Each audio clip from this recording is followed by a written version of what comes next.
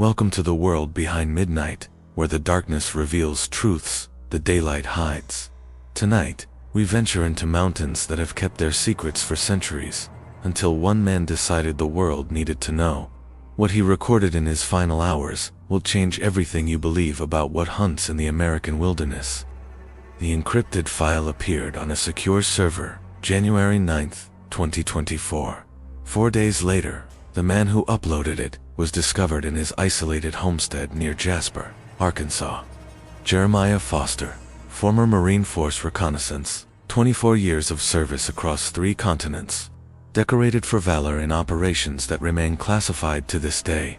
The county medical examiner documented cause of death as self-inflicted gunshot wound. The weapon rested in his right hand. The handwritten note beside his laptop contained only 7 words. The sound won't stop. It never stops. But those who truly knew Foster, who had served alongside him in places where death was a constant companion, understood immediately. The note wasn't about silence. It was about something he couldn't escape hearing. The audio file runs 43 minutes. Foster's voice begins with the controlled cadence of someone trained to function under extreme duress. As the recording progresses, that control fractures. The silences between words stretch longer, and beneath the static of his equipment, something else emerges. A sound that seems to exist at the edge of perception, rising and falling like wind through a canyon, but structured, deliberate, wrong in ways that make the human nervous system recoil. The sound intensifies as Foster speaks. In the final 8 minutes, his voice drops to barely a whisper. I've tracked it for 6 nights now, moving in patterns around my property. It knows what I'm doing. It knows I'm telling people what we found in those mountains, and it won't let me finish. His breathing becomes ragged. 8 operators went into the Boston Mountains in September 2019. They told our families it was routine training, high altitude, reconnaissance, standard field exercises. That was the first lie. The truth is, they sent us to hunt something that's been killing people in these mountains since before this country existed. Something the government has known about and failed to stop for over 80 years. A long pause filled with static. The background sound swells, no longer subtle, now unmistakable. Something massive moving through brush. Then Foster's voice again, tight with fear. I'm the only one who walked out of those mountains. The only survivor out of 8 of the best tactical operators the Marines ever produced. And I didn't survive because I was better, or smarter, or luckier. I survived because it wanted me to. Because it wanted someone to tell the story. To spread the fear, to let people know that something ancient and hungry owns those mountains, and we're nothing but food in its territory. A crash. Wood splintering. Foster's voice rises to a shout. It's at the door now. God help me. It's here. After all this time, after all these miles, it followed me home. It never stopped following me. The recording cuts to silence. When authorities reached Foster's property, responding to a wellness check requested by his sister, they found the structure intact. No forced entry, no broken windows, but the interior walls bore deep gouges, claw marks raked through drywall, and wooden studs. From the inside, as if something had been trying to get out, or as if Foster had been trying to claw his way through the walls to escape something already inside with him. The Boston Mountains rise across northwestern Arkansas, a rugged subsection of the Ozark Plateau covering over 9,000 square miles of some of the most remote terrain in the continental United States. Dense hardwood forests, steep limestone bluffs, valleys so deep that sunlight only reaches their floors for a few hours each day. The mountains have resisted human settlement with a stubbornness that speaks to something older than mere geography. Towns cling to the edges. Roads wind through the easiest passes, but the deep places, the hollows that fold into themselves like secrets, remain largely untouched. People have vanished in these mountains for as long as records have been kept.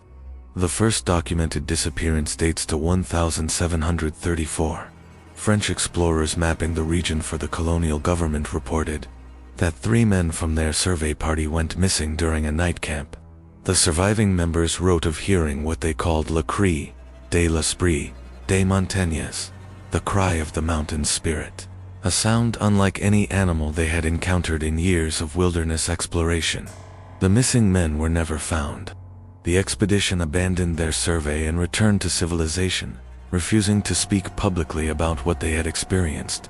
The indigenous peoples who inhabited the region before European contact had their own names for what lived in the deepest mountains.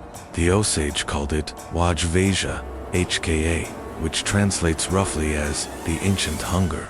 They believed it was not a natural creature, but something that had emerged from the earth itself in the time before humans walked the land. Their oral traditions spoke of offerings left at certain stone formations, of valleys that must never be entered, of signs that meant a hunter should abandon his pursuit and return home immediately. The Osage understood what the Europeans would take centuries to learn. Some territories belong to forces that do not negotiate. When American settlers pushed into the Boston Mountains in the early 1800s, they brought their own folklore and found it inadequate to explain what they encountered. The creature described in their accounts defied easy categorization. Larger than any bear, moving with a fluidity that suggested both predator and something else, something aware. The settlers who survived their encounters spoke of a beast covered in matted dark fur that seemed to absorb light rather than reflect it, a massive head crowned with curved horns that branched like those of an elk, but larger, thicker, more menacing, and eyes that glowed with their own luminescence, not the reflection of firelight or moonlight, a red glow generated from within, like embers burning in deep sockets. But the most disturbing characteristic was the sound it made, the cry that gave the creature its name among those who lived in its shadow. The howl started below the range of human hearing, a vibration felt in the chest and bones before the ears registered it. Then it would rise, climbing through frequencies that seemed to bypass normal auditory processing and strike directly at the primal centers of the human brain. Witnesses struggled to describe it. Some said it sounded like a woman screaming. Others compared it to the grinding of massive gears deep underground. A few said it resembled singing, but in a language that predated human speech. All agreed on one thing: the sound affected the mind as much as the ears. It created terror that went beyond rational fear, a panic that bypassed conscious thought and spoke to something ancient in human consciousness, the part that remembers being prey. The documented deaths accumulated slowly at first. A homesteader found in his cabin, with his chest opened and organs removed with surgical precision. A family of 5 discovered in their isolated farmhouse, all dead, all bearing the same wounds. Children who wandered from settlements and were found days later in conditions that suggested they had been kept alive for a time before being killed. The pattern was consistent enough that by the 1870s, locals had developed protocols. Don't travel alone in the deep mountains. Don't camp in certain valleys. If you hear the howl, return to civilization immediately and don't stop moving until you reach other people. Never pursue the creature if you see it. Never track it. Never hunt it, because the moment you decide to hunt it, you become what it's hunting. The official records attributed these deaths to bear attacks, exposure, accidents, and occasional violence between settlers. But the families who lost members knew better.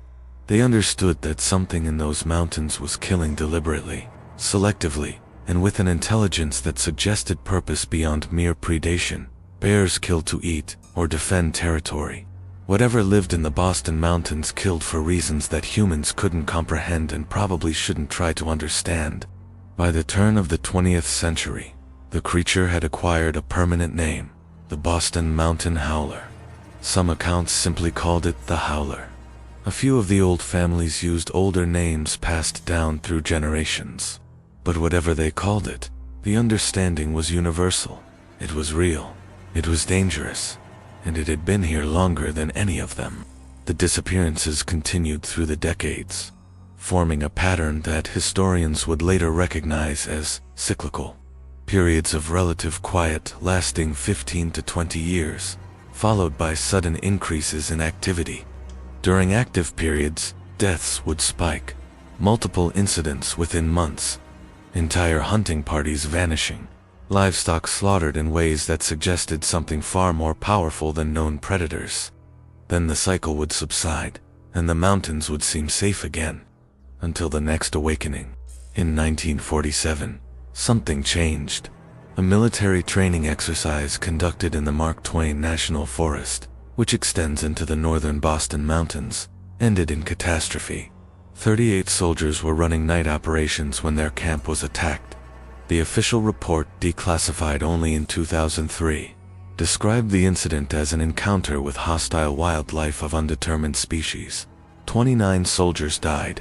The 9 survivors gave testimony that was immediately sealed. They described a creature of immense size and strength that moved through their defensive perimeter as if it didn't exist. That seemed to appear and disappear without crossing the intervening space. That made a sound which paralyzed trained soldiers, leaving them unable to defend themselves as it killed their squadmates with methodical efficiency. The army conducted an investigation that lasted 6 weeks. They found the destroyed campsite. They recovered some remains. They documented tracks that specialists could not identify. And they quietly closed the file with a directive that future training operations should avoid the deepest sections of the Boston Mountains. No explanation was given.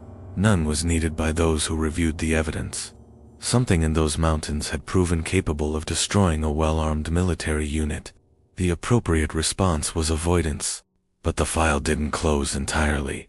It was transferred to a different department. One that operated outside normal military channels. One that specialized in threats that couldn't be publicly acknowledged.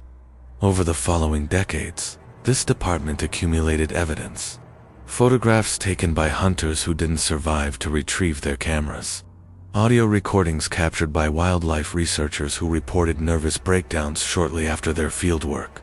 Tissue samples recovered from kill sites that contained DNA sequences which didn't match any cataloged species and displayed anomalies that geneticists refused to explain in official reports. By 2019, the classified file had grown to over 3,000 pages. It contained testimony from 217 witnesses, 47 photographs of varying quality, 16 audio recordings of the howl, and a growing section of psychological evaluations conducted on survivors who exhibited symptoms consistent with severe trauma but caused by exposure to something that, according to official science, didn't exist. The analysts who maintained this file had reached a consensus. The Boston Mountain Howler was real, was highly dangerous, and represented an ongoing threat to American citizens. But previous attempts to locate and eliminate it had failed spectacularly. The 1947 incident, a failed tracking operation in 1963 that resulted in 3 dead rangers. A covert attempt in 1981 to poison bait left in known activity areas, which had no measurable effect.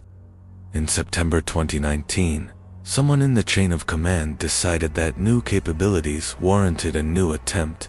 Modern technology, better training, operators who had experience with the most dangerous missions on Earth.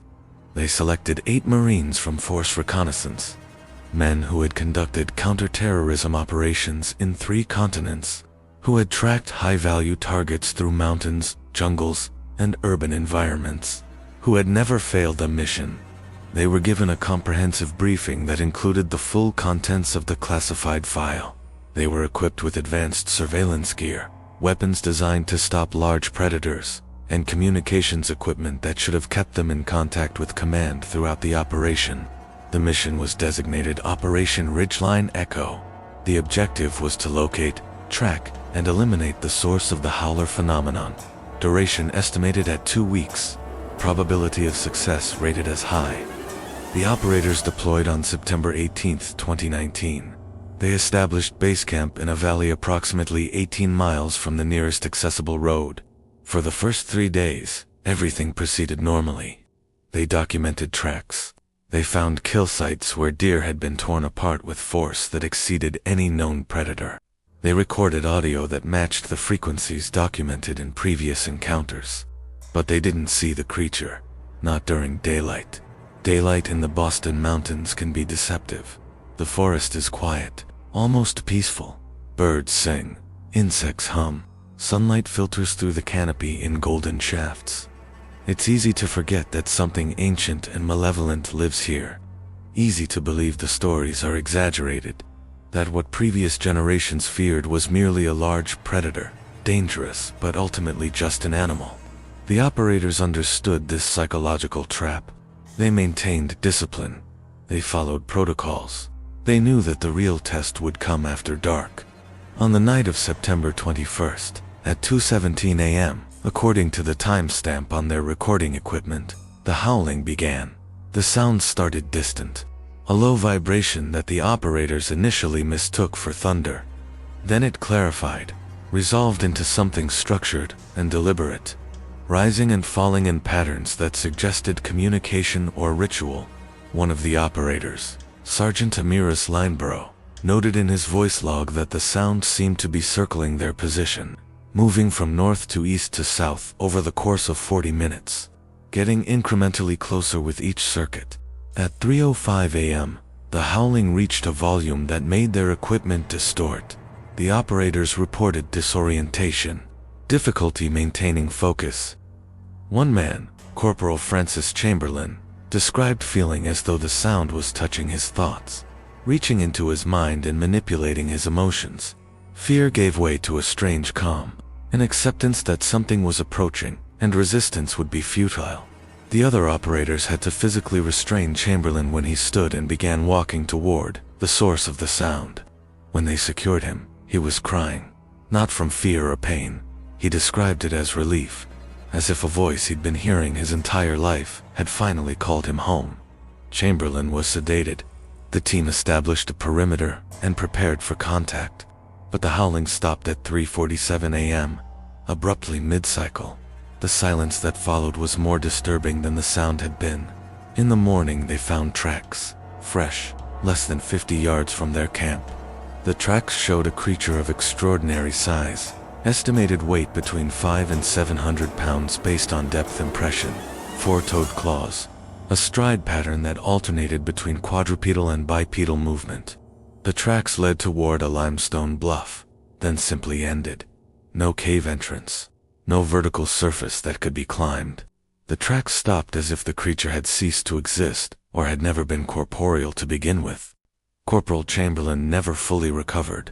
He remained functional enough to continue the mission, but something had changed. He spoke less. When he did speak, it was often to describe sensations the others couldn't verify. A feeling of being watched, a pressure in his skull, a certainty that the creature knew their plans before they did. The team's psychological officer, embedded with them via satellite communication, recommended immediate evacuation. The recommendation was denied. The mission continued. On the night of September 24th, they saw it. Lance Corporal Ansel Lawson was monitoring thermal imaging equipment when the signature appeared. At first, he thought it was a malfunction. The heat signature was too large, too intense. But then it moved, and the movement was coordinated, purposeful. It was standing on a ridge approximately 300 meters from their position. Even through the thermal scope, its size was staggering. Easily 9 feet tall, massive shoulders, a head that sat forward on the neck in a posture that suggested both animal and something else. And when it turned to look directly at their position, directly at the camera, Lawson reported that its eyes showed as bright white spots on the thermal display. Too hot, hotter than any living tissue should register. The team opened fire. Professional, controlled, by the book. Lawson estimated they put over 400 rounds into the target area in less than 30 seconds. When they ceased fire, the ridge was empty. No body, no blood trail, no sign that anything had been hit. But the howling started immediately, louder than before, closer, and now it came from multiple directions, simultaneously. 3 separate locations, east, west, and south. As if the creature could be in several places at once, or as if there were multiple creatures coordinating their response. That night, Sergeant Lineborough walked into the forest. He didn't sneak away, didn't try to hide his departure. He simply stood up during his watch shift, set down his weapon, and walked toward the tree line. The two operators who were awake watched him go. They described being frozen, unable to move or call out, as if something had reached into their nervous systems and severed the connection between will and action. They remained paralyzed for approximately 4 minutes. By the time they could move again, Lineborough was gone. They found him at dawn. His body was arranged at the base of an oak tree, 2 miles from camp. His chest had been opened with precision, ribs spread apart as if by surgical retractors. His heart, lungs, and liver had been removed. There was no blood at the scene, not a drop, as if he had been drained completely before the organs were taken. His face bore an expression that the team medic described as peaceful, almost ecstatic, as if he had experienced something transcendent in his final moments. The team requested immediate extraction. Command authorized it, but when the helicopter arrived at the designated pickup coordinates the following morning, the team wasn't there. Radio contact had been lost at 4:32 a.m. The last transmission was Corporal Chamberlain's voice saying, "It's here, inside the camp. We can see it now. We can finally see what it really is." Then static. Search and rescue teams were deployed within 6 hours. They found the campsite. Equipment was intact, but arranged in patterns that made no tactical sense. Weapons were stacked in the center of the clearing. Personal effects were laid out in concentric circles, but there were no bodies, no blood, no sign of struggle. It was as if 7 trained Marines had simply decided to walk away from everything they carried, everything they were, and disappear into the mountains. For 12 days, search operations continued. Helicopters with thermal imaging equipment flew grid patterns. Ground teams with tracking dogs covered hundreds of square miles. Every cave, every hollow, every valley was searched. They found nothing. On the 13th day, Jeremiah Foster walked out of the forest onto Highway 7. He was hypothermic, dehydrated, and covered in injuries. Deep lacerations across his back and shoulders, a fractured jaw, lacerations on his scalp consistent with something having tried to grip his head. He couldn't speak coherently for 4 days. When he could, his first words were, "They went to it willingly. In the end, they wanted to go." Foster's debriefing lasted 3 weeks. He was interviewed by military intelligence, by specialists from agencies that don't appear on any organizational chart, by psychologists who specialized in trauma, and by men who asked questions that suggested they already knew the answers and were testing to see if Foster would lie. The transcripts of these interviews were classified immediately, but portions were leaked years later to journalists who had cultivated sources within the intelligence community. Those fragments paint a picture of an operation that didn't just fail but that revealed something far more disturbing than anyone had anticipated. According to Foster's testimony, the creature didn't simply kill his team. It systematically broke them. Each night, the howling would grow more intense, more complex. Foster described it as invasive. The sound didn't just enter through the ears. It bypassed auditory processing entirely and manifested directly in consciousness. Like someone speaking inside your own thoughts, using your own voice. The content varied by individual. Each operator heard something different. Chamberlain heard a woman's voice calling him home. Lineborough heard his deceased father telling him to come to the mountains, that there was something waiting for him that he needed to see. Another operator heard nothing verbal, but experienced overwhelming compulsions to walk into the darkness. The creature appeared to study them, to learn their psychological vulnerabilities, to identify which fears, which memories, which traumas could be exploited. One by one, it isolated them. Not physically at first, mentally, making each man feel increasingly disconnected from his team, increasingly convinced that the others couldn't be trusted, that command had abandoned them, that the only safety lay in surrendering to what the howling promised.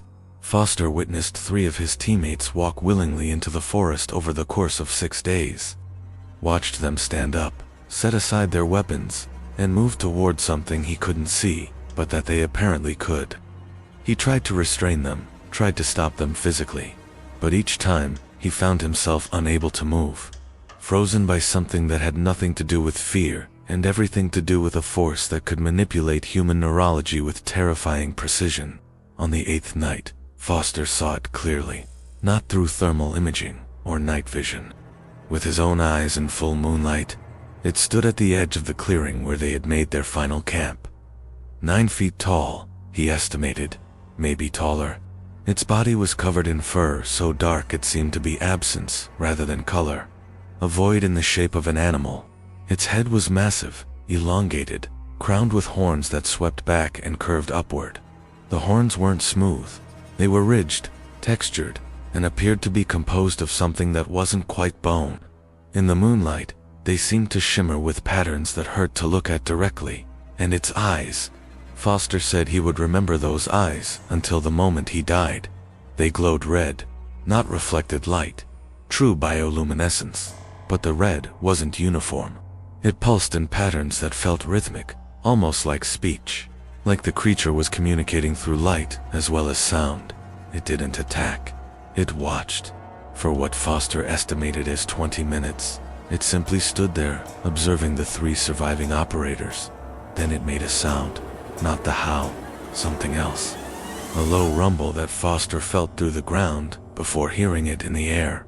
And the 2 other operators, men who had survived combat in 3 countries, who had been decorated for courage under fire, began to walk toward it. Foster tried to stop them, physically grabbed one man and held him back. But the operator turned and struck him, hard enough to fracture Foster's jaw. Then both men continued walking. The creature waited until they were close. Then it turned and moved into the forest. The 2 operators followed. Foster never saw them again. He should have died that night. He knew it. The creature had killed or claimed 7 of his teammates. There was no logical reason for it to leave him alive, but it did, and Foster believed he understood why. It wanted a witness, he told his debriefers. It wanted someone to survive. Someone to go back and tell people what happened, not because it fears humans, because it wants us to know. It wants us to understand that we're in its territory, and it decides who lives and who doesn't. It's establishing dominance, marking its territory, and I'm the message it sent back to civilization. The official report classified the incident as a training accident, helicopter crash in remote terrain, bodies unrecoverable due to environmental conditions. The families of the 7 dead operators were given carefully crafted stories, closed casket funerals, benefits paid, questions discouraged. Foster was given a medical discharge, a substantial pension, and a non-disclosure agreement that came with severe legal penalties for violation. He was also given something else, a phone number, a direct line to a psychiatrist who specialized in helping operators deal with classified trauma. Foster called that number 3 times in the first year. Then he stopped calling, stopped seeking help, stopped trying to explain what he had experienced to people who couldn't possibly understand. For 5 years, Foster tried to live a normal life. He moved to Jasper, Arkansas, a small town far enough from the Boston Mountains that he thought he might find peace. He worked odd jobs, construction, security, things that kept him busy and didn't require explaining his past. He dated occasionally, but could never maintain relationships. How do you explain to someone why you wake up screaming? Why you can't be in the dark without lights and music to drown out the silence? Why you drink yourself unconscious most nights because it's the only way to stop hearing the sound that isn't actually there? Because Foster still heard it. Not every night at first, but regularly enough that he knew it wasn't going away. The howl, distant but unmistakable. Coming from inside his own mind, or from somewhere beyond the walls of whatever structure he sheltered in. He tried medication, tried therapy with doctors who didn't know the real story, tried meditation, exercise, religion, anything that promised relief. Nothing worked. The sound was always there, waiting, reminding him that he had survived, not through skill or luck, but because something ancient and incomprehensible had chosen to let him live. In December 2023, something changed. The howling grew louder, more frequent. Foster began seeing things at the edges of his vision. Shadows that moved wrong. shapes in the tree line around his property that disappeared when he looked directly at them. He knew what was happening. The creature was coming for him. Not to kill him, not yet. To remind him, to let him know that the grace period was ending, that the debt for his survival was coming due. Foster made his decision on January 3, 2024. He would violate the non-disclosure agreement. He would record everything he knew about Operation Ridgeline Echo, everything about the Boston Mountain Howler, everything the government had tried to suppress for over 80 years. If they prosecuted him, fine. At least he'd be in a cell where the creature couldn't reach him. If the creature killed him before he could finish, at least the recording would survive. The world would know. People would understand what lived in those mountains. He spent 2 days preparing, gathering documents he had kept hidden, writing notes about details he had never told anyone, setting up recording equipment with redundant backups. On January 5th, he began recording. The audio file that would later be recovered from his encrypted server contained 43 minutes of testimony. Detailed, clear, damning. Foster described the mission, the deaths, the creature, the government cover-up, everything. And throughout the recording, beneath his voice, the howl is audible, faint at first, growing louder, coming closer. In the final 2 minutes, Foster's voice becomes urgent. It's been outside for 3 nights, circling the property, testing the doors and windows. It knows what I'm doing. It knows I'm telling people, and it's not going to let me finish. A pause. Breathing. To anyone listening to this, the Boston Mountains are not safe. They have never been safe. Something lives there that is older than human civilization. Something that kills not for food, but for reasons we can't comprehend. The government knows. They've known for decades, and they've decided that covering it up is easier than facing what it would mean to admit that we're not the apex predators we think we are. A crash. Something heavy striking the door. Foster's voice rises. It's here. Oh God, it's finally here. I can see it through the window. I can see what it really is. I can see the recording ends. When Foster's sister arrived for a scheduled visit 2 days later and found him dead, the local sheriff's department conducted a routine investigation. Suicide clear-cut. The weapon in his hand. The note on the table. Case closed. But the responding officers noted details in their reports that suggested something more complex. The scratches on the interior walls. The fact that every door and window in the house had been secured from the inside, with additional locks and boards. The unusual arrangement of furniture, as if Foster had been building barriers against something, and the expression on his face. One officer wrote, "Deceased appeared peaceful despite manner of death, almost serene, inconsistent with typical suicide presentations." The encrypted file Foster had uploaded was discovered 3 days after his death, when his sister, cleaning out his digital accounts, found login credentials hidden in his paperwork. She accessed the server, downloaded the recording, and listened to approximately 4 minutes before stopping. She described feeling physically ill, a pressure in her head, an overwhelming compulsion to delete the file and forget she had ever heard it, but she didn't delete it. She contacted a journalist she'd read about, someone who had investigated similar phenomena, someone who might understand what her brother had died trying to reveal. The journalist's name was Ellen McCord had spent 15 years investigating stories that mainstream media dismissed as conspiracy theories or rural folklore. She had documented the chupacabra incidents in southern Texas, had interviewed dozens of witnesses to the skinwalker phenomena on Navajo land, had obtained classified documents related to unexplained cattle mutilations that suggested government knowledge of something operating in American airspace that wasn't publicly acknowledged. She had learned to recognize the pattern, the official denials, the witnesses who refused to speak on record, the documents that disappeared from public archives, the researchers who lost funding when their findings became too controversial. When Foster's sister contacted her in January 2024, McCord knew immediately that this was something significant. She received the audio file and listened to it in full, once. Then she spent 2 hours sitting in her car, trying to process what she had heard. not just the content of Foster's testimony, but the sound beneath it. The howl that seemed to bypass her ears and manifest directly in her nervous system. She played the file again, made detailed notes, verified Foster's military service through public records, confirmed the dates of Operation Ridgeline, Echo, through sources she had cultivated in military intelligence. Everything Foster said in the recording could be verified, which meant the parts that couldn't be verified, the parts about the creature, had to be taken seriously. McCord spent the next 18 months investigating the Boston Mountain Howler.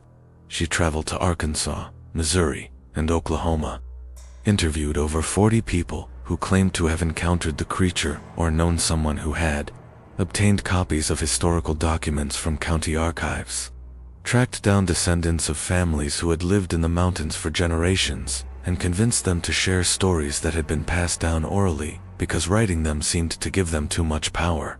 She spoke with retired rangers, biologists who had conducted fieldwork in the region, and law enforcement officers who had investigated disappearances that never made sense.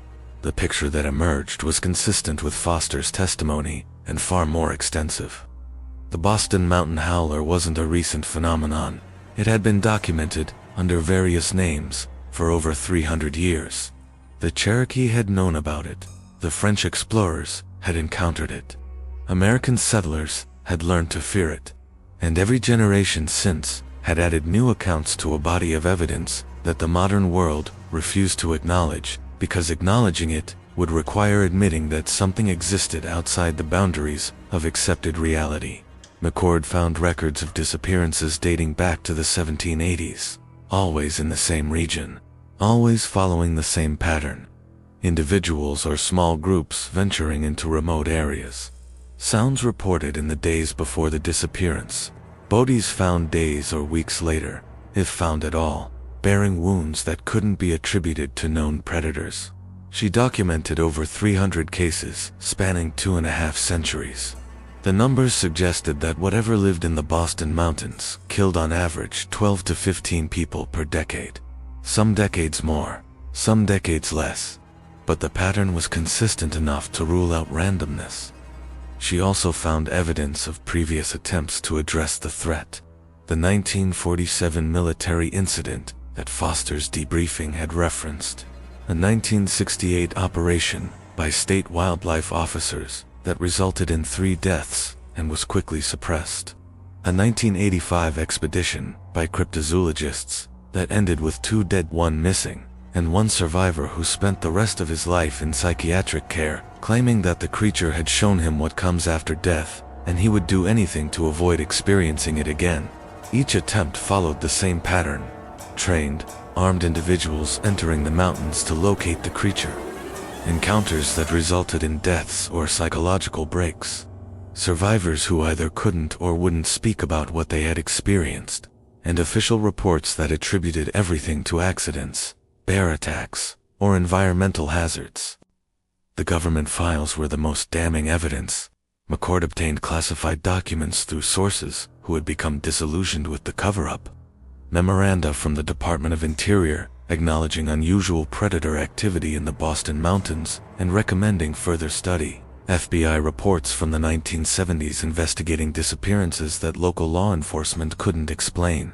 Defense Department assessments of the 1947 incident that concluded the threat was real, dangerous, and beyond the capabilities of conventional military response. The documents showed a clear pattern. The government knew, had known for decades, and had made a calculated decision that managing public awareness of the threat was more important than actually neutralizing it. But McCord's most important discovery came from audio analysis. She obtained 17 different recordings of the Howler's vocalizations captured over 60 years by various researchers, hunters, and military operations. She hired acoustic specialists to analyze these recordings. What they found was deeply disturbing. The vocalizations contained frequencies that shouldn't be possible from any known biological source. Infrasound below 20 Hz that could induce feelings of dread and paranoia. Ultrasound above 20,000 Hz that might affect neurological function. And patterns in the audible range that suggested structure and meaning. The specialists couldn't definitively call it language. but they couldn't rule it out either. The sound carried information in a way that speech does, with grammar, syntax, and semantic content, just not in any language humans had ever documented. One specialist, Dr. Fidelity Bradshaw, noted something else. The recordings don't just capture sound, she told McCord. They capture something that affects the listener's psychological state. I've analyzed audio from war zones, from torture sessions, from the worst humanity has to offer. This is different. This sound seems designed to interact with human consciousness, to manipulate emotional states, to create specific responses. Fear, compulsion, acceptance. I can't explain the mechanism, but the effect is measurable. Every person who listens to these recordings reports similar symptoms: anxiety, intrusive thoughts, sleep disturbance, and a persistent feeling of being called, of needing to go somewhere but not knowing where. Dr. Bradshaw herself experienced these effects. After 3 weeks of analyzing the recordings, she requested that McCord remove all copies from her laboratory. I can't work with this material anymore, she said. Every night I dream about the mountains, about walking into them, about something waiting for me there. I don't know if it's real or if the audio is creating false memories, but I know I can't continue. For my own psychological safety, I need distance from this project. She paused. And you should consider doing the same. Whatever this thing is, it doesn't just exist in the physical world. It exists in information, in sound, in the minds of people who encounter it even indirectly. You're building a comprehensive picture of it. You're becoming connected to it in ways you might not fully understand. Be careful, Ms. McCord. Some knowledge creates a bond that can't be broken. McCord didn't heed the warning. She continued her investigation with increased urgency. She interviewed survivors of encounters who had never spoken publicly. One of them was Alice Grove, an elderly woman living in Mountain Home, Arkansas. Alice had been 23 years old in 1971 when she and her husband went camping in the Boston Mountains for their anniversary. They chose a remote location, far from designated campgrounds, seeking privacy and adventure. On the second night, they heard the howling. Alice described it as the most terrifying sound she had ever experienced. Not because it was loud or aggressive, because it felt intimate, like something was speaking directly to her, using her own memories as vocabulary. Her husband, Thomas, reacted differently. He became calm, almost entranced. He kept saying he recognized the sound. Alice told McCord that he had heard it before, maybe in dreams, that it was calling him specifically. I tried to convince him to leave, to pack up and drive back to civilization, but he wouldn't move. He just sat there by the fire, listening, smiling. That smile terrified me more than the sound did. At 4:17 a.m., Thomas stood up and walked into the forest. Alice tried to follow him, but she found herself unable to move, paralyzed. She could only watch as her husband disappeared into the darkness. I was frozen for what felt like hours, but was probably only minutes. When I could move again, I ran to the car, drove out of there without stopping, left everything, left him. Thomas Grove's body was found 6 days later by a Forest Service patrol, 3 miles from the campsite. His chest had been opened, organs removed, no blood at the scene. The official report attributed his death to a bear attack followed by scavengers. Alice knew better. She had tried to tell authorities what really happened. They dismissed her account as trauma-induced confusion. She never returned to the mountains, never remarried, spent the rest of her life in a small apartment in town, refusing to go anywhere isolated, anywhere quiet enough to hear sounds that might not be there. It wanted him, Alice said, her hands trembling as she spoke. I don't know why, but it called him specifically, and he went willingly. At the end, he wasn't afraid. He was eager, like he was going home to something he'd been missing his entire life. That's what I can't forget. Not the fear, not the loss. The fact that whatever took him, it made him want to be taken. That's what makes it so terrible. It doesn't just kill you. It makes you complicit in your own death. McCord documented dozens of similar accounts. Victims who walked willingly toward their deaths, Survivors who described feeling drawn to return to the mountains despite knowing rationally that it would kill them. Families who reported that their missing loved ones had become obsessed with the Boston Mountains in the weeks before disappearing, talking constantly about needing to go there, about something waiting for them, about finally understanding what they were meant to do. The psychological pattern was consistent. The creature didn't simply hunt.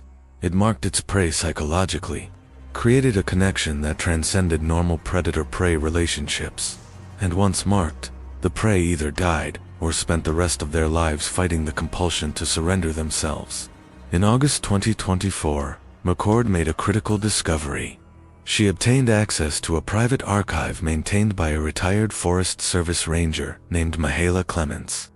Clements had spent 40 years working in the Boston Mountains and had kept meticulous personal records of every unexplained incident she had encountered or investigated. Her archive contained over 800 pages of handwritten notes, photographs, maps, marking locations of disappearances and sightings, and audio recordings she had made during nighttime patrols when she heard the howling. Clements had never shared this material with her superiors because she knew it would either be dismissed or seized. Instead, she had maintained it privately, documenting a phenomenon that she believed needed to be understood, even if it could never be stopped. "I saw it 4 times, Clements told McCord during their interview. "Actually saw it, not just tracks or evidence. The first time was in 1979. I was on patrol near the Buffalo River. Dawn. The sun was just starting to come up. I came around a bend in the trail, and there it was. Standing on a limestone bluff, about 50 yards away. Just standing there, looking at me." Clements described a creature that matched historical accounts and Foster's testimony. Massive, 9 feet tall, covered in dark fur, crowned with horns, eyes that glowed red, even in the growing daylight. But what I remember most was the intelligence in its eyes. It wasn't looking at me like a predator looks at prey. It was studying me, evaluating me, deciding something. I had my sidearm. I actually drew it, pointed it right at the thing, and it tilted its head, like it was curious about what I would do. Then it turned and walked into the forest. Didn't run. Walked, like it knew I wasn't a threat. Clements encountered it again in 1987, in 1995, and finally in 2003. Each time, the same pattern. The creature appeared, observed her, then departed without aggression. "It let me see it," Clements explained. "That was deliberate. It could have stayed hidden. Could have killed me any of those times if it wanted to, but it let me see it. Let me know it was there. I think it was sending a message, reminding me that it owned those mountains, that I was a guest in its territory, and it was tolerating my presence, that balance, that respect. It's why I survived 40 years in those mountains, when so many others didn't." Clements' archive contained something else. Maps showing the geographical distribution of Howler activity over 4 decades. When McCord studied these maps, a pattern emerged that hadn't been visible in individual incident reports. The creature's territory had been contracting. In the 1980s, incidents occurred across a region spanning over 10,000 square miles. By the 2000s, that range had shrunk to approximately 6,000 square miles. The creatures seemed to be withdrawing to more remote areas, possibly responding to increased human presence, possibly aging, or possibly consolidating its territory for reasons humans couldn't understand. But starting in 2019, the pattern reversed. Incidents began occurring in areas that had been quiet for decades. The creature's range was expanding, and the frequency of encounters was increasing. Something changed that year, Clements said. The operation, the military mission that went wrong. I think that disturbed something. Maybe it felt threatened for the first time in a long time. Maybe it decided that humans had pushed too far and needed to be reminded of their place. Whatever the reason, the creature has been more active in the last 5 years than it was in the previous 30. More aggressive, more bold. It's not hiding anymore. It's hunting openly. McCord's investigation culminated in December 2024 when she compiled all of her evidence into a comprehensive report. Over 200 pages.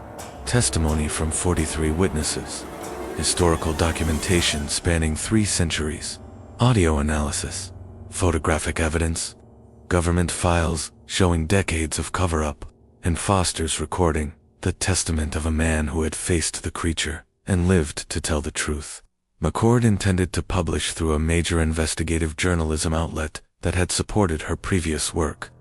The piece was scheduled for release in January 2025. On December 15, 2024, McCord drove to the Boston Mountains. She told her editor she needed to visit one final location, a valley that appeared repeatedly in historical accounts, a place the Cherokee had considered sacred and forbidden, where the French explorers had lost their men. Where Clemens had seen the creature for the first time, McCord wanted to document the location, take photographs, record the ambient sound, complete her investigation with direct experience of the environment where the phenomenon occurred. She arrived at the trailhead at 2 p.m. The day was clear, cold. She hiked 3 miles into the valley, following directions Clemens had provided. She set up recording equipment, took photographs of the landscape, made voice notes describing the location. At 5:47 p.m., as the sun was setting, she recorded her final entry. "I'm in the valley now. It's incredibly quiet here. No birds, no insects, just wind through the trees. I understand why the old accounts described this place as wrong. It feels wrong, like the land itself is holding its breath. I'm going to stay until full dark, document the transition, see if I can capture the howling on high-quality equipment. If the creature is becoming more active like the evidence suggests, maybe it will." The recording cut off. Not gradually, suddenly, as if the device had been switched off, or as if something had interrupted the process. McCord didn't return to her car that night. Search and Rescue was notified when she failed to check in with her editor the following morning. They found her vehicle at the trailhead. Her tent was located in the valley she had described, equipment still running, but McCord was gone. The searchers reported something unusual. The recording devices were still operational, still capturing audio, but the files from after 5:47 p.m. were corrupted. Static and white noise interspersed with fragments of sound that might have been howling or might have been equipment malfunction, and one clear audio fragment at 3:51 a.m. McCord's voice, very faint, saying, "I understand now. It's beautiful. Why didn't anyone tell me it was beautiful?" Ellen McCord's disappearance was reported by mainstream media as a tragic accident. Journalist lost in wilderness. Extensive search. No body recovered. The standard narrative.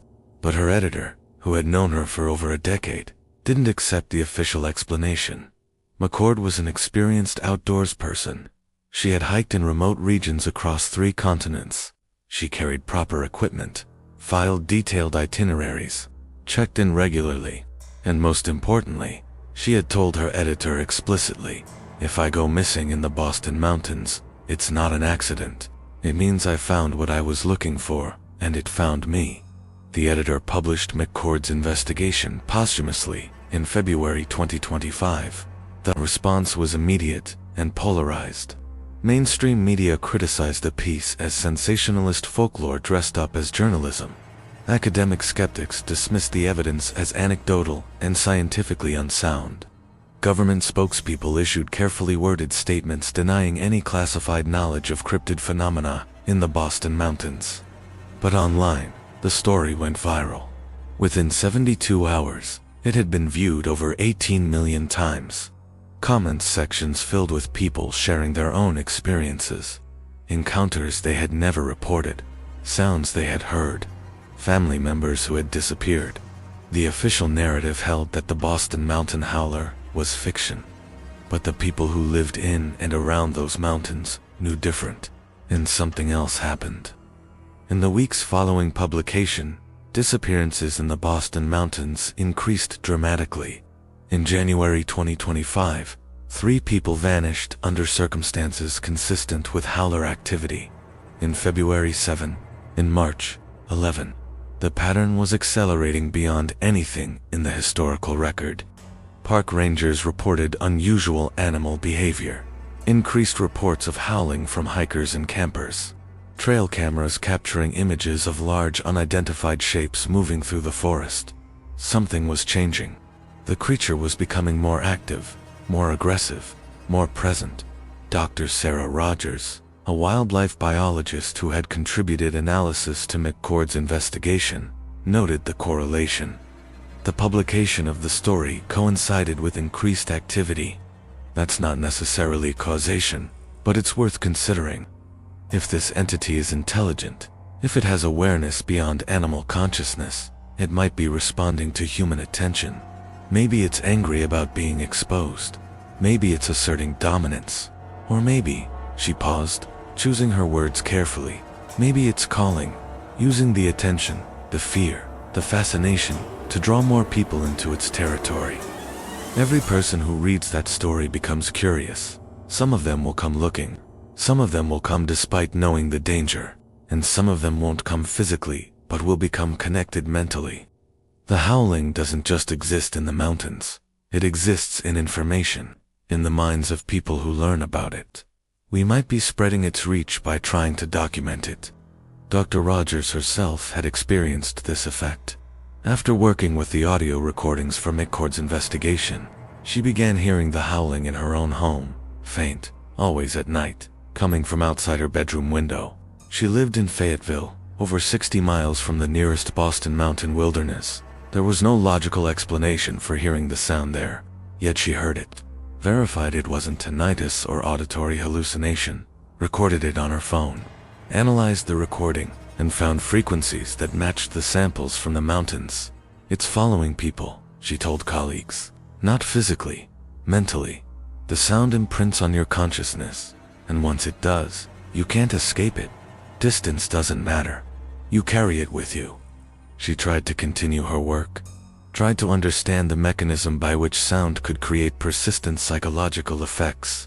But in April 2025, Dr. Rogers resigned from her position at the university, told her department head she was taking an extended leave for personal reasons, told her closest colleague something different.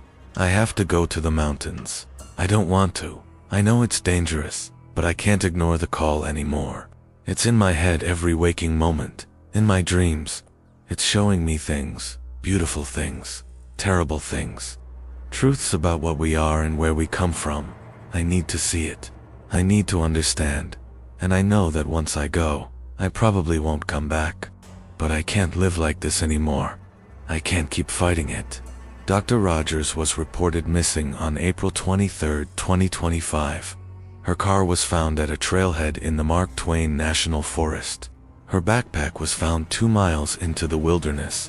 She was never seen again. The pattern was clear to anyone willing to see it. The Boston Mountain Howler wasn't just hunting.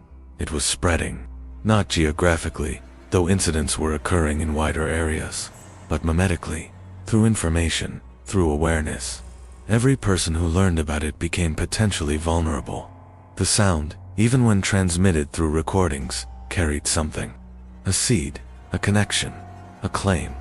Most people who encountered the information experienced minor effects, unease, disturbed sleep, passing thoughts about the mountains. But a subset, perhaps those with particular psychological vulnerabilities, or perhaps chosen by criteria humans couldn't understand, experienced stronger effects: compulsion, obsession, the overwhelming need to go to the source. Government response to McCord's publication and the subsequent disappearances was telling. No official acknowledgement of any unusual activity. No increased law enforcement presence in the affected areas. No public warnings. But behind the scenes, according to sources speaking anonymously to journalists, agencies were scrambling. The classified file on the Boston Mountain Howler was reopened. Emergency meetings were convened. Options were discussed. And the consensus, according to these sources, was grim. Previous attempts to eliminate the threat had failed catastrophically. The entity was too intelligent, too powerful, too unusual in its capabilities. Conventional approaches didn't work. Extraordinary approaches risked even greater losses. One source, claiming to be a senior analyst, with an unnamed intelligence agency, told a journalist. We've modeled every scenario: military assault, chemical weapons, tactical nuclear option. Every simulation ends the same way. Either the operation fails and we lose more people, or the operation succeeds in destroying the physical entity, but triggers something worse. We have evidence suggesting that killing the creature might not end the threat, might actually amplify it, might turn it from a physical predator into something that exists purely in human consciousness. A thought form, an idea that can't be killed because it's not physical anymore. So the official position is containment. Let it have the mountains, monitor activity, suppress information when possible, accept that some losses are inevitable, and pray that it doesn't decide to expand its hunting grounds beyond areas we can cordon off. The interview was published, then quickly scrubbed from the internet. The journalist who conducted it received visits from men who identified themselves as federal agents, but couldn't produce credentials from any agency that officially existed.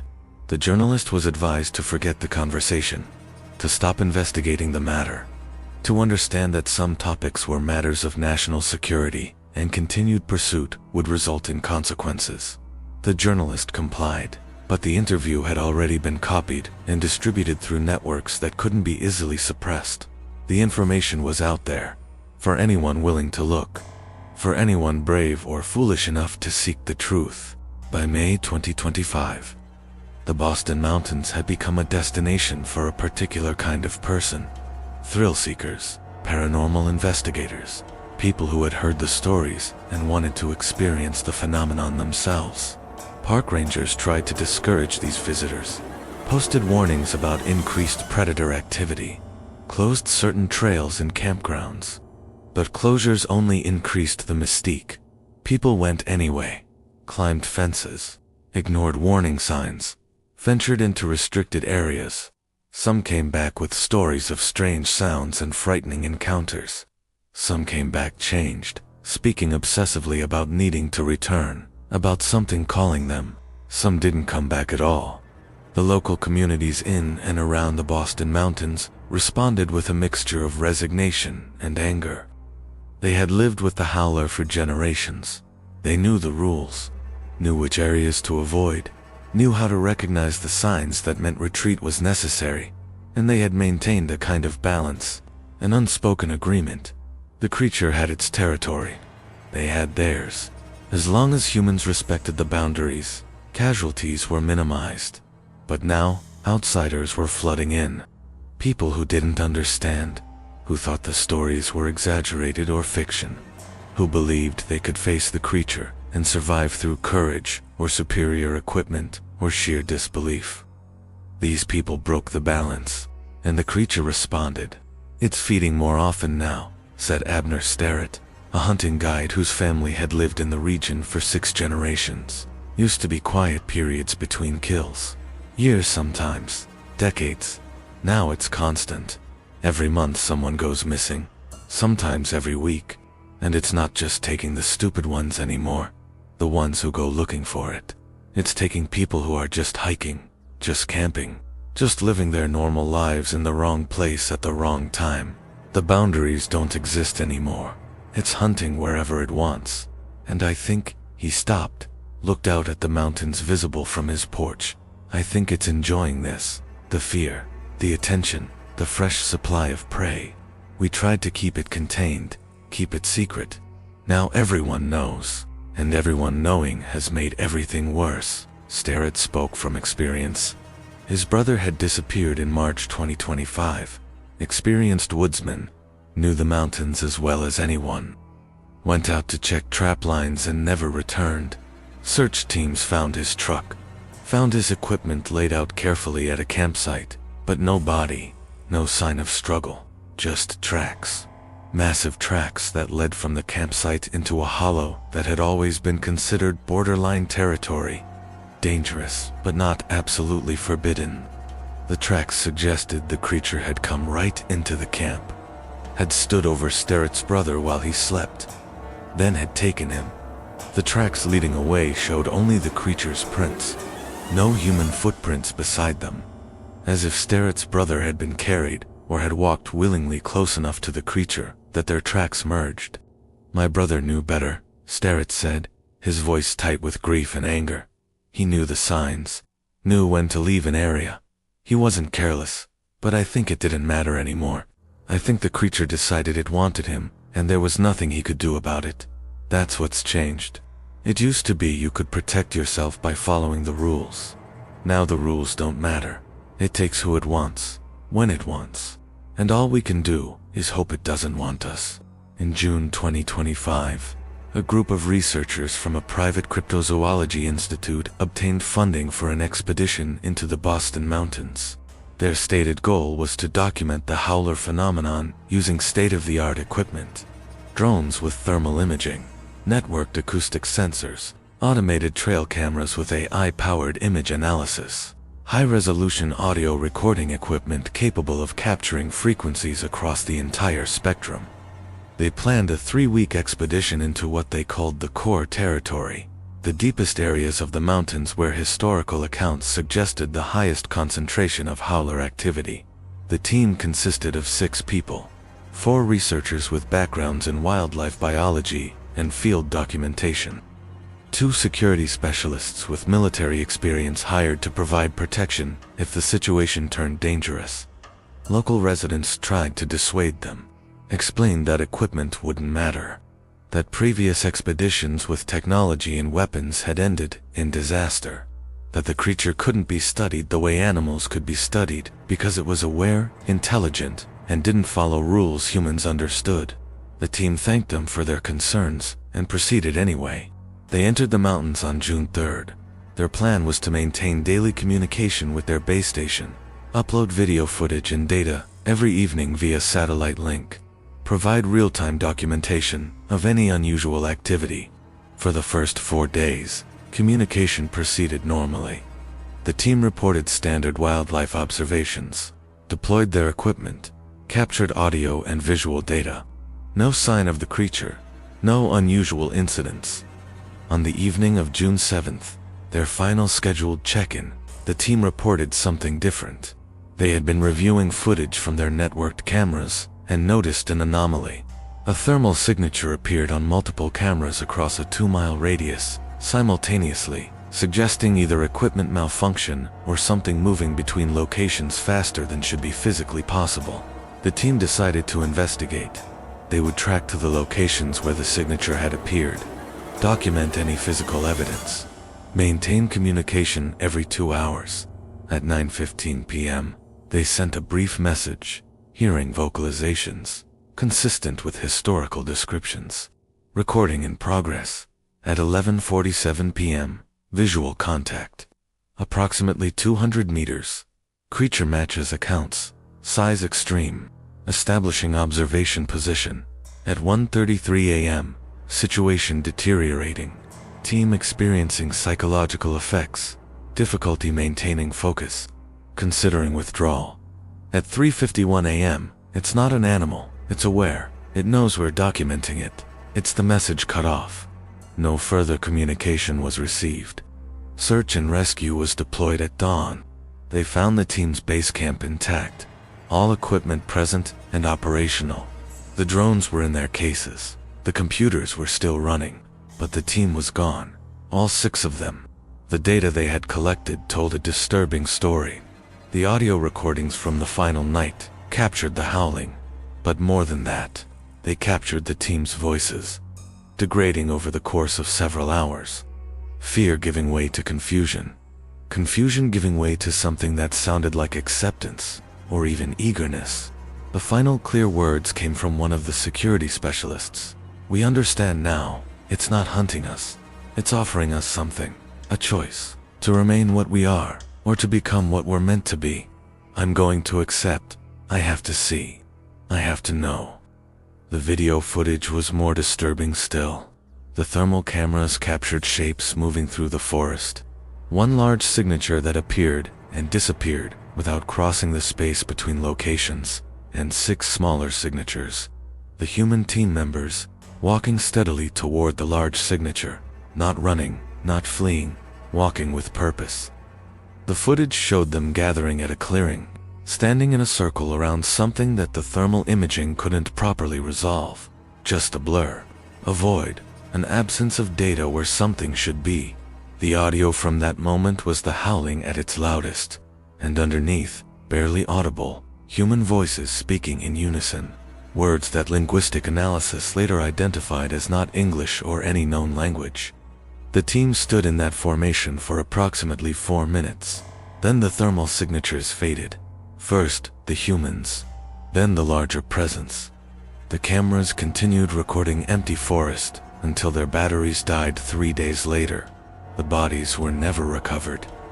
The expedition's sponsoring institute released a statement attributing the loss to unexpected environmental hazards and announced the cessation of all cryptozoological research in the region.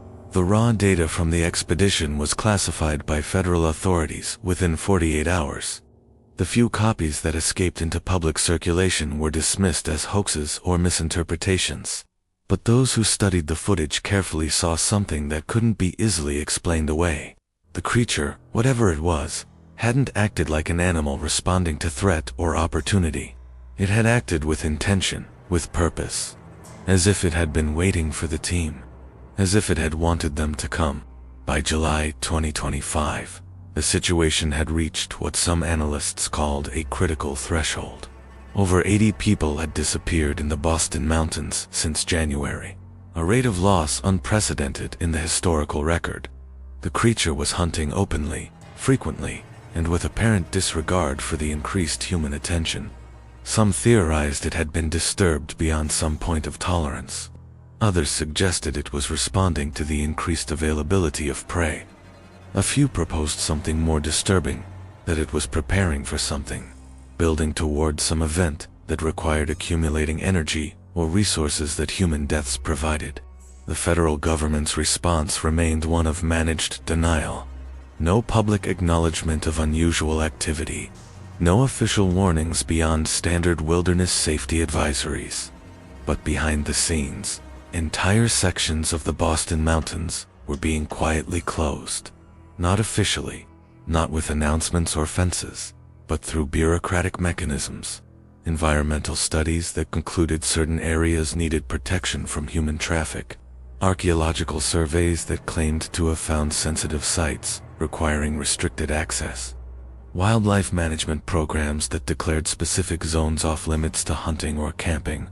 The goal was containment without admission, to reduce human presence in the creature's core territory, without acknowledging why such reduction was necessary. But containment was failing. People continued entering the restricted areas, ignoring warnings, climbing around barriers, and the creature continued expanding its range. Incidents were being reported in areas previously considered safe. Campgrounds that had operated without incident for decades recorded strange events. Hikers on well-traveled trails reported sounds and sightings. The boundaries that had held for centuries were collapsing. Whether this represented a change in the creature's behavior or a change in human awareness that brought more people into contact with it, the result was the same. More encounters, more disappearances, more fear spreading through communities that bordered the mountains. Local law enforcement was overwhelmed. Missing person reports exceeded their capacity to investigate. Search and rescue operations were being conducted almost continuously, and the searchers themselves were starting to refuse assignments in certain areas. Too many of them had heard the howling during their searches. Too many had experienced the psychological effects, panic, disorientation, compulsions to walk away from their teams toward something they couldn't see, but felt calling them. Several rangers had to be pulled from the field after reporting symptoms consistent with what previous witnesses had described. The entity wasn't just targeting civilians, it was affecting anyone who entered its territory, regardless of their training or purpose. Dr. Mahala Clements, the retired ranger who had maintained the private archive, spoke publicly for the first time in June 2025. She gave an interview to a regional news outlet in which she confirmed that the Howler phenomenon was real, that she had encountered it multiple times during her career, and that the current situation was far more dangerous than anything she had seen in 4 decades. The creature is no longer maintaining boundaries, she said. For reasons we don't understand, it has decided to expand its presence. Maybe it's responding to threat, maybe it's responding to opportunity, or maybe it's just tired of hiding. But whatever the reason, the result is clear. The Boston Mountains are no longer safe for human activity, and pretending otherwise is going to get more people killed. The interview went viral. Within days, Clements received calls from federal agencies requesting that she retract her statements. She refused. She also received calls from journalists wanting more information. She provided it. Documents from her archive, maps showing activity patterns, analysis of trends that suggested the situation would continue worsening unless drastic action was taken. And she issued a warning to anyone considering entering the mountains. Don't. No matter how experienced you are, no matter how well equipped, no matter how brave or curious. The Howler is not an animal you can outwit or outfight. It's something else. Something ancient and intelligent and hostile to human presence. And if you go into its territory now, during this period of increased activity, you won't come back. Or if you do, you won't be yourself anymore. You'll be what it makes you. On July 15, 2025, Mahala Clements disappeared. Her house was found undisturbed. Her car was in the driveway, but she was gone. On her kitchen table was a handwritten note. I've been called. After all these years, it finally decided it wants me. I'm not fighting it. I'm tired. I want to understand. I want to see what it's been showing me in my dreams. Tell my family I love them. Tell them I chose this. Tell them it's beautiful. Her disappearance marked a turning point. If someone with Clements' experience and knowledge could be taken, if even she couldn't resist the call, then no one was safe. The realization spread through communities bordering the mountains. Tourism dropped to nearly zero. Businesses that depended on outdoor recreation began closing. Residents who had lived in the region for generations started moving away. The mountains were becoming a dead zone, not from official restriction, from understanding, from collective recognition that something lived there that humans couldn't coexist with. In August 2025, the federal government made a decision that would never be officially acknowledged, but that fundamentally altered the response to the Boston Mountain Howler. According to sources speaking anonymously to investigative journalists, a classified task force was convened. Representatives from military intelligence, the Department of Interior, federal law enforcement, and agencies whose existence wasn't publicly confirmed. The task force reviewed all available evidence, the historical record, the recent escalation, the failed previous interventions, and they reached a conclusion that some participants described as pragmatic and others described as a surrender. The creature couldn't be killed or captured using conventional means. Previous attempts had proven that conclusively. Extraordinary means, weapons designed to eliminate any target, regardless of size or capability, risked collateral damage that couldn't be contained or explained. The political and social consequences of deploying such weapons on American soil would be catastrophic, and even if successful, there was evidence suggesting that killing the physical entity might not end the phenomenon, might actually make it worse by freeing it from physical constraints. The solution, such as it was, had to be containment, not of the creature, but of human access to its territory. The plan was implemented gradually through mechanisms that avoided public scrutiny. Federal acquisition of private land in key areas, environmental designations that restricted access, infrastructure failures that made certain roads impassable, reduction in search and rescue resources that made venturing into the deep mountains effectively a death sentence with no hope of assistance. The goal was to create a de facto exclusion zone without ever calling it that, to let the mountains become so dangerous, so notorious, so obviously forbidden that people would avoid them voluntarily, and for those who didn't avoid them, well, their disappearances would be attributed to natural hazards. No investigation, no recovery, just acceptance that people who ignored warnings faced consequences. The plan required cooperation from local authorities, media outlets, and community leaders. Most cooperated willingly. They had lost too many already. They understood that the alternative, full disclosure and public panic, would be worse. A few resisted, argued that people had a right to know what was killing them. That transparency was the only ethical response. These individuals faced pressure, professional consequences, social isolation. Some recanted their positions. Others disappeared under circumstances that raised questions about whether the Howler was the only threat in those mountains. But containment through denial and restricted access had a flaw. It assumed the creature would remain in its traditional territory. That assumption was wrong. Throughout the fall of 2025, incidents began occurring in areas well outside the Boston Mountains. A hiker on the Appalachian Trail in Virginia heard howling that matched the Boston Mountain recordings. A hunter in Kentucky found tracks that shouldn't exist. A family camping in the Smoky Mountains reported seeing something massive moving through their campsite at night. Something with eyes that glowed red in the darkness. The reports were scattered, isolated, easy to dismiss individually, but collectively, they suggested a pattern.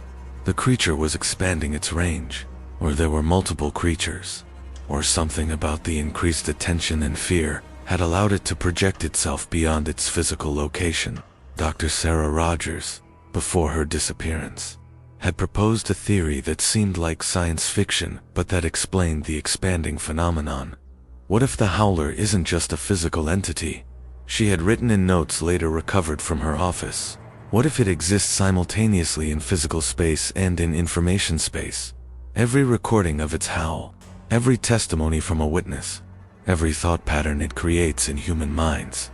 These aren't just evidence, they're extensions of it, nodes of its presence. And as awareness spreads, as more people learn about it, and think about it, and fear it, it gains the ability to manifest in new locations. Not because it's traveling physically, because consciousness creates reality, and enough focused human attention can give form to something that exists primarily in the realm of thought. The theory was dismissed as unscientific speculation by mainstream researchers.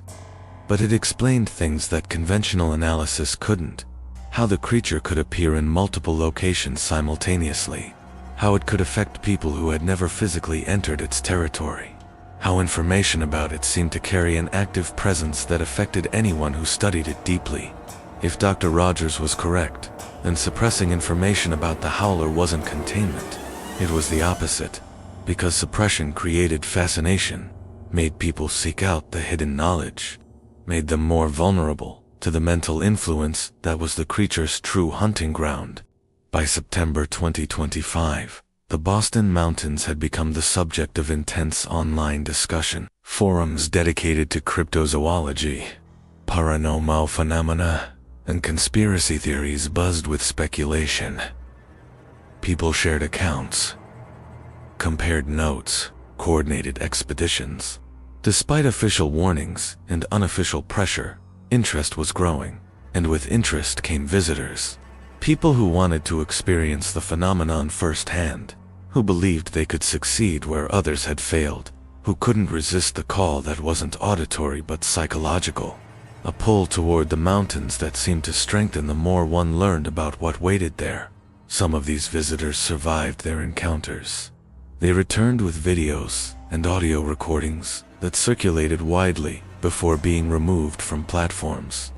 They described experiences that were consistent with historical accounts, but more intense. The howling was louder. The psychological effects were immediate and overwhelming. The creature was more visible, more present, more aggressive, and it seemed to be learning, adapting its hunting strategies to account for modern technology and human tactics. It avoided cameras or moved too quickly for them to capture clear images. It approached from directions that monitoring equipment didn't cover. It created sounds that disrupted electronic devices or made them malfunction. The survivors also described something new, a sense of being offered a choice. The creature didn't just kill or take people. It presented them with something, a vision, an understanding, a glimpse of what it was and what it offered. Those who accepted disappeared. Those who refused fled and lived, but were forever changed. They spoke of truths they couldn't articulate, knowledge that human language couldn't convey, and a persistent awareness that they had been marked, that the creature knew them now, that someday, perhaps years in the future, It would call them back, and when it did, they wouldn't refuse again. October 2025 brought something unexpected. A survivor came forward with evidence that changed the nature of the discussion. His name was Francis Chamberlain. The same Francis Chamberlain who had been part of Operation Ridgeline Echo in 2019. The corporal who had been sedated during the mission after being affected by the howling. Who had been listed among the dead when only Foster survived. But Chamberlain wasn't dead. He had walked out of the mountains 3 weeks after Foster, had been recovered by a military patrol and immediately taken into custody. Had spent the intervening 6 years in a classified facility undergoing evaluation, treatment, and debriefing. He had been released in September 2025 with a non-disclosure agreement and a medical discharge. He violated that agreement in October when he published his own testimony online. Chamberlain's account provided details that Foster's recording hadn't contained. He described what happened after Foster escaped. The remaining operators, including Chamberlain, had indeed walked toward the creature willingly, but they hadn't been killed. Not immediately. The creature had taken them deeper into the mountains.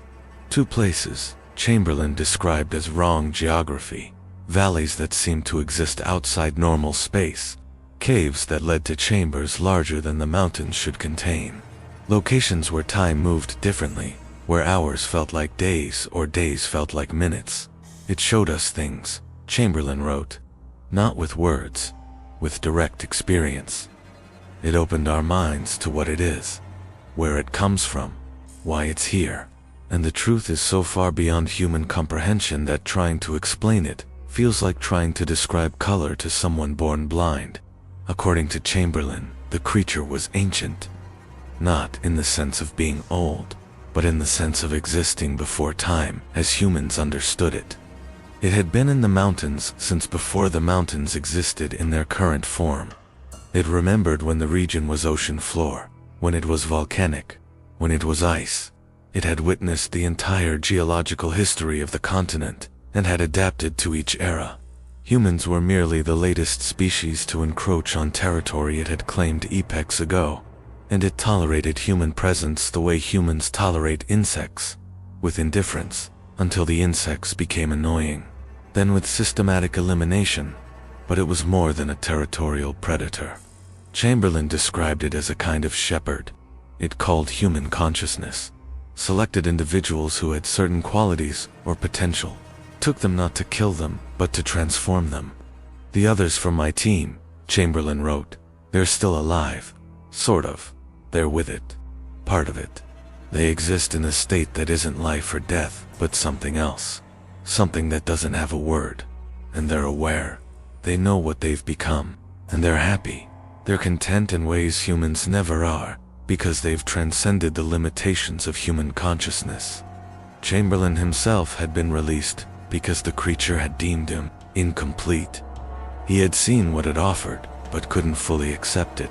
Couldn't surrender his human identity completely. So it had let him go, put him back in the world, but changed. Able to hear its call constantly, able to feel its presence even hundreds of miles away, living with the knowledge that eventually, when he was ready, he would return, and next time, he would complete the transformation. I'm not writing this as a warning, Chamberlain concluded. I'm writing it as an invitation. The creature isn't humanity's enemy. It's a doorway to something beyond the prison of human consciousness. And it's opening that doorway wider, calling more people, offering more of us the chance to evolve. You feel it, don't you? If you've read this far, if you've studied the accounts, if you've listened to the recordings, you feel it calling. Don't fight it. Go to the mountains. Find what's waiting there. Become what you're meant to be. The response to Chamberlain's testimony was immediate and divisive. Some dismissed it as the delusions of a traumatized soldier. Others saw it as confirmation of their worst fears, that the creature didn't just kill, but corrupted, turned humans into something else. And a subset, disturbingly large, responded as if Chamberlain had spoken directly to them. They described feeling exactly what he had described. The constant call, the awareness of something waiting, the sense that going to the mountains wasn't about danger, but about destiny. These people began planning pilgrimages, solo journeys into the deepest parts of the Boston Mountains. They spoke of it openly in online forums, shared itineraries, encouraged others to join them, as if they had formed a cult with the creature as their deity. Mental health professionals who monitored these discussions reported concerns to authorities. The language used by these individuals showed signs of shared delusion, mass psychogenic influence, or something worse. They spoke in increasingly similar patterns, used the same unusual phrasing, described identical visions and dreams, as if they were receiving instructions from a common source. Psychiatrists proposed that exposure to the audio recordings and testimonies was creating a form of psychological contagion, a mimetic virus that reprogrammed thought patterns and created obsessive focus on the creature. But that explanation, while comforting in its scientific framing, didn't account for the specificity of the shared experiences. These people weren't just obsessing, they were receiving information, detailed information about the creature, its history, its nature, that hadn't been published anywhere, as if the creature itself was speaking to them through channels that bypassed normal communication. By November 2025, the situation had evolved beyond containment. Dozens of people were entering the Boston Mountains every week, specifically seeking the creature, not to hunt it, to meet it, to accept whatever it offered. Most didn't return. Those who did spoke in ways that confirmed they had been fundamentally changed. They were calm, eerily calm. They spoke of beauty and truth and transformation. They encouraged others to follow, and they exhibited no fear of death, no anxiety about their decision to return to the mountains. They simply waited, patient and content, knowing that eventually the call would come again, and they would answer it permanently. The media could no longer ignore the story. Major outlets began covering it, not as folklore or conspiracy theory, but as a genuine crisis. Documentaries were produced. Investigative reports were published. The Boston Mountain Howler became a household name, and with mainstream attention came exponentially greater exposure. Millions of people learned about the phenomenon, listened to the recordings, read the testimonies, and a percentage of those millions felt the call, felt the pull toward the mountains, felt the whisper in their thoughts, suggesting that something ancient and powerful was waiting to show them truths that would shatter their understanding of reality. Government officials faced an impossible situation. They couldn't admit the full truth without causing panic, couldn't deploy military force without risking catastrophic escalation, couldn't suppress information that was already too widely distributed. The only option was to manage, to monitor, to document, and to hope that whatever the creature's ultimate goal was, it would be satisfied before the situation spiraled completely out of control. December 2025 arrived with winter settling over the Boston Mountains. Snow covered the highest peaks, ice formed in the hollows. The forests became silent, except for wind and the occasional crack of branches under the weight of accumulated snow. Historically, winter had been a period of reduced howler activity. The creatures seemed to be less active during cold months, fewer incidents, fewer disappearances, as if it too was subject to seasonal patterns. But the winter of 2025 was different. Reports of howling actually increased. The sound carried further in cold air, was reported in towns and communities that had never experienced it before. People woke in the night hearing it, clear, unmistakable, coming from the mountains but seeming to resonate in the air itself, as if the space between the mountains and civilization had collapsed, as if the creature was no longer maintaining distance but was pressing close against the boundaries of human habitation. Testing, probing, preparing for something. On December 10th, a mass disappearance occurred. 17 people vanished from a small town called Chadwick, Missouri, located on the northern edge of the Boston Mountain region. The town had a population of 463. The 17 who disappeared were all residents who had lived there for years. Some were elderly, some were children. They weren't hikers or thrill seekers. They were ordinary people, living ordinary lives. What they had in common was location. They all lived on the western edge of town, the edge closest to the mountains. According to witnesses, the howling had been particularly loud that night, starting around 10 p.m. and continuing until approximately 3 a.m. Those who heard it described it as different from previous occurrences, more structured, more like language, as if the creature was speaking, calling names, making promises. The 17 who disappeared walked out of their homes during the night. Neighbors reported seeing them walking calmly down the main street toward the road that led into the mountains. Some were in night clothes, some were barefoot despite the freezing temperature, but all walked with purpose, as if they knew exactly where they were going and why. Search teams found them the next day. Or rather, they found where the 17 had gone, a clearing approximately 6 miles into the forest. The snow there had been compressed by many feet, a circle, perhaps 50 feet in diameter. At the center was something that made seasoned searchers turn away. A formation of stones that hadn't been there before, arranged in patterns that hurt to look at, geometric but wrong, angles that seemed to shift depending on the viewer's position, and around the stones, personal effects, clothing, shoes, eyeglasses, wedding rings, everything the 17 had been carrying. But no bodies, no blood, no sign of violence, just belongings carefully arranged in a display that felt deliberate. A message. The disappearance of 17 people simultaneously was unprecedented. It forced a response that had been avoided for decades. The governor of Missouri declared a state of emergency. Federal disaster assistance was authorized. The National Guard was deployed to establish checkpoints on roads leading into the affected region. The official explanation was environmental hazard, toxic gas emissions from cave systems, dangerous wildlife, unstable terrain. But the military presence and the severity of the response told a different story. The government was finally admitting, without saying it explicitly, that something in those mountains posed an active threat to civilian populations. But the military presence didn't stop people from entering. It couldn't. The Boston Mountains covered thousands of square miles.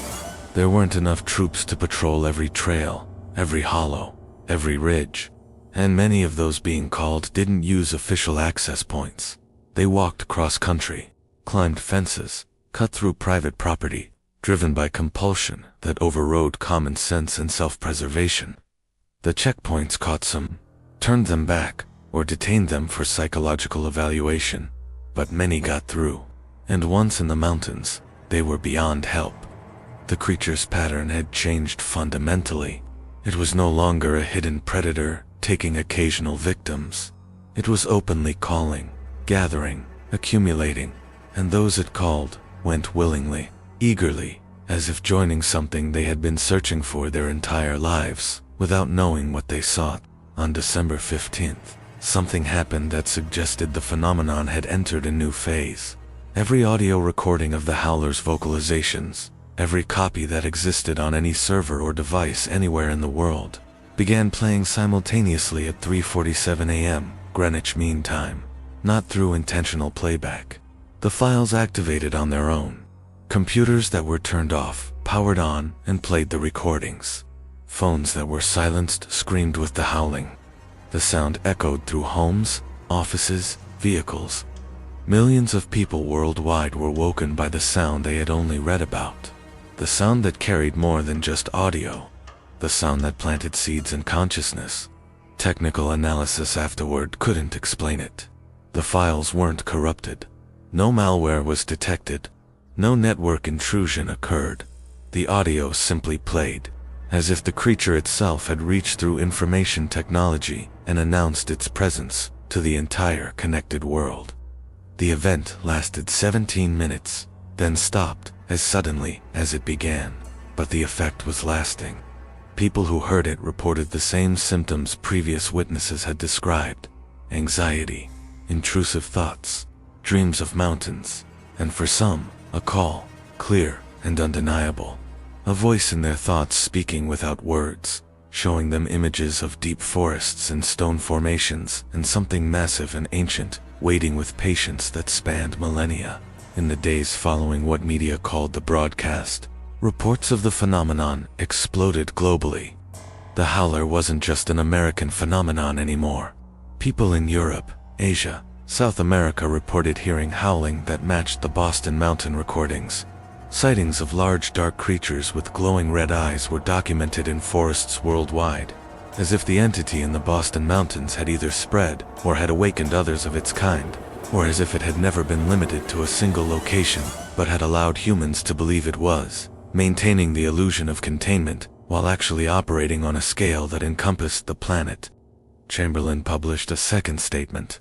It's not one creature, it's a network, a collective consciousness, distributed across physical anchors in deep wilderness worldwide.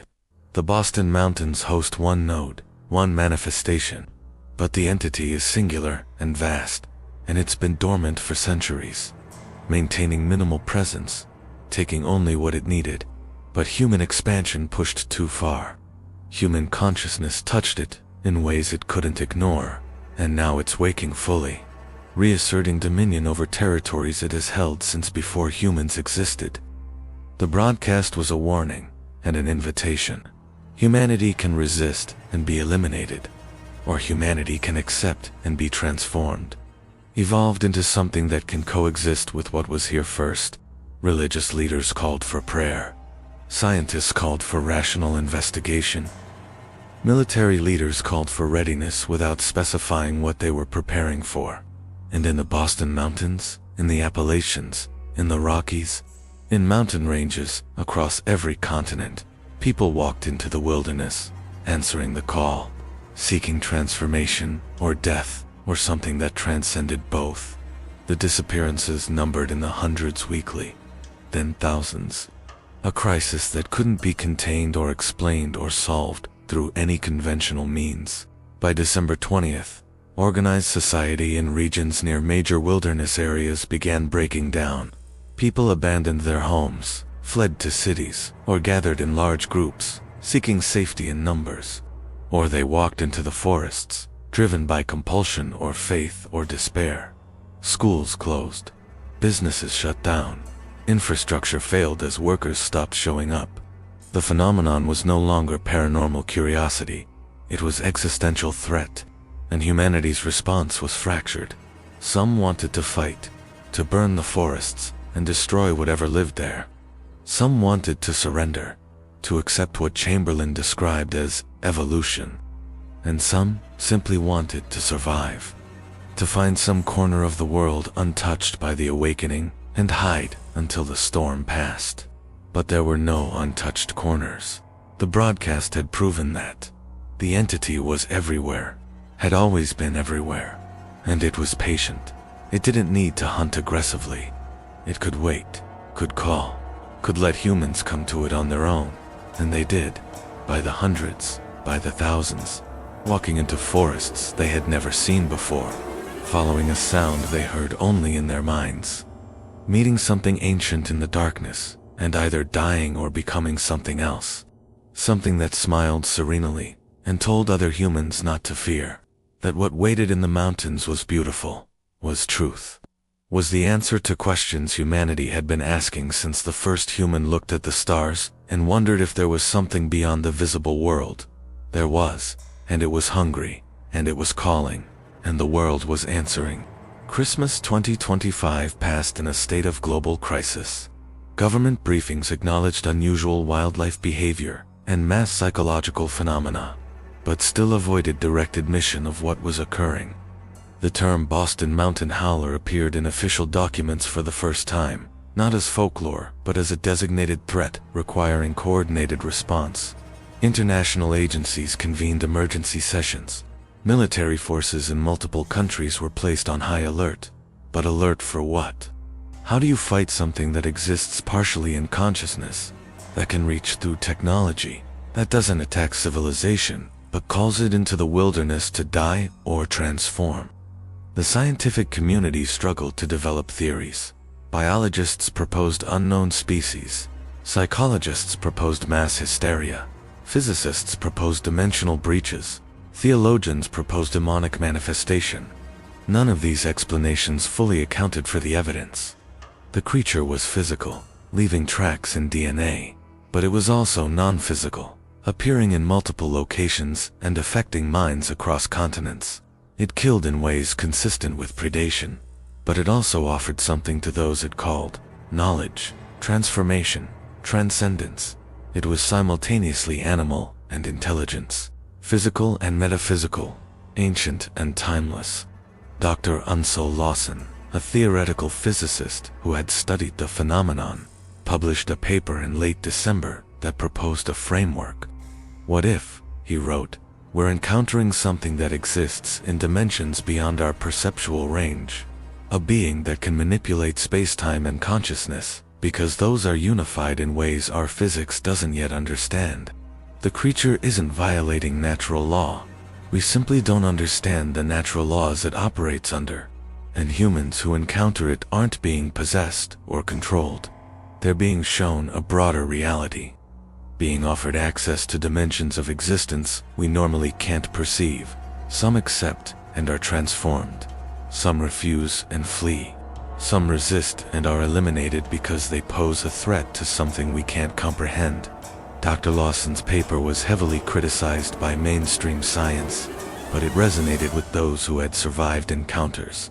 They described experiencing exactly what his theory predicted: expanded awareness, perception of dimensions beyond the normal three, understanding that consciousness wasn't confined to individual bodies but was networked in ways that physical separation couldn't break, and awareness of the creature not as something separate from reality but as something fundamental to it, as if it was woven into the structure of existence itself, and had merely concentrated its presence in certain locations to interact with the physical dimension humans inhabited. On December 28th, as snow continued falling across the Boston mountains, something changed again. The howling stopped completely. For the first time in months, the nights were silent. Search teams entering the mountains found them empty. No tracks, no signs of recent activity. The creature seemed to have withdrawn, disappeared as suddenly as it had intensified its presence. Those who had been feeling the call reported it fading, the compulsion diminishing, as if they had been released from something that had held them. Hope emerged. Perhaps the crisis was ending. Perhaps the creature had taken what it wanted and was returning to dormancy. Perhaps humanity had survived. But those who had studied the historical pattern knew better. The Howler operated in cycles, periods of intense activity followed by withdrawal, and each withdrawal was preparation for growth, for adaptation, for the next emergence, stronger than before. Mahala Clements had written in her archive, before her disappearance, about the cyclical nature. It feeds during active periods, not just on bodies, but on fear and awareness. It grows stronger when humans know about it, when they think about it, when they dream about it.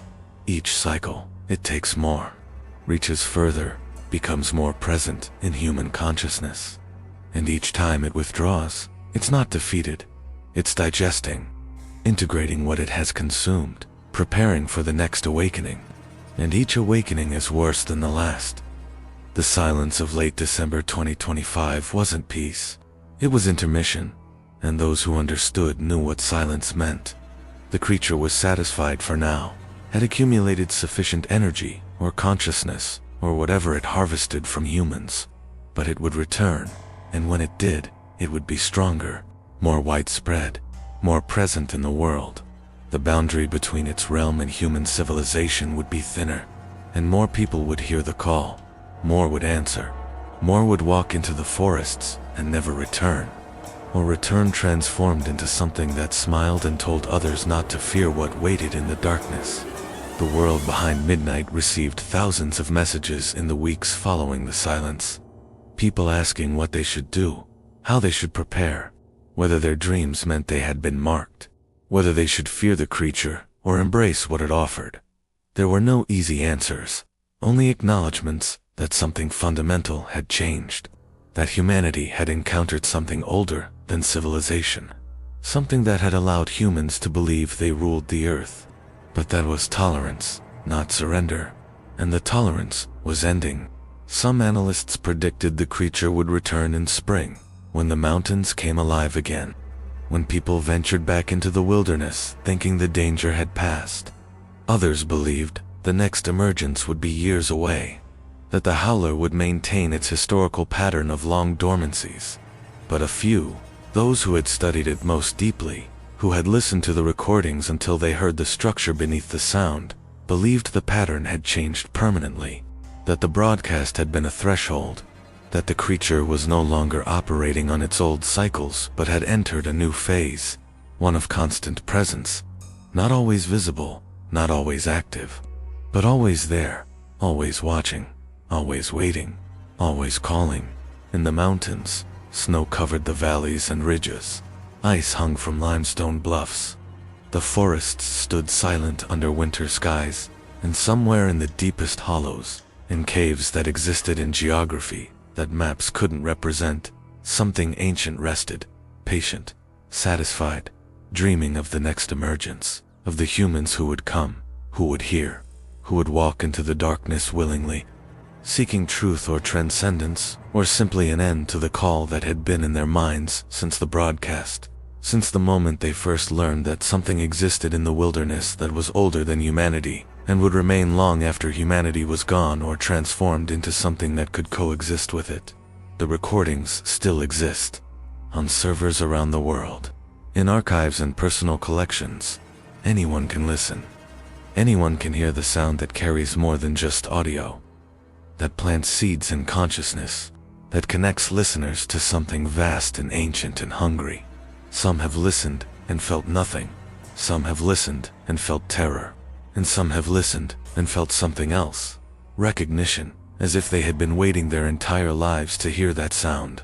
As if it was speaking directly to them, calling them by name, showing them images of deep forests and stone formations and eyes that glowed red in the darkness, promising them something that words couldn't convey, but that felt like coming home. If you've listened this far, if you've heard the accounts and felt something stirring in your thoughts, if you find yourself dreaming of mountains you've never seen, if you wake in the night hearing howling that no one else can hear, then you know you've been marked, connected. The creature knows you now, and someday, perhaps soon, perhaps years from now, you'll feel the call growing stronger, become undeniable, and you'll have a choice: resist and live with the calling forever, or answer, walk into the wilderness, meet what waits there, and discover whether the transformation is death, or evolution, or something that transcends both. The Boston Mountains stand silent tonight.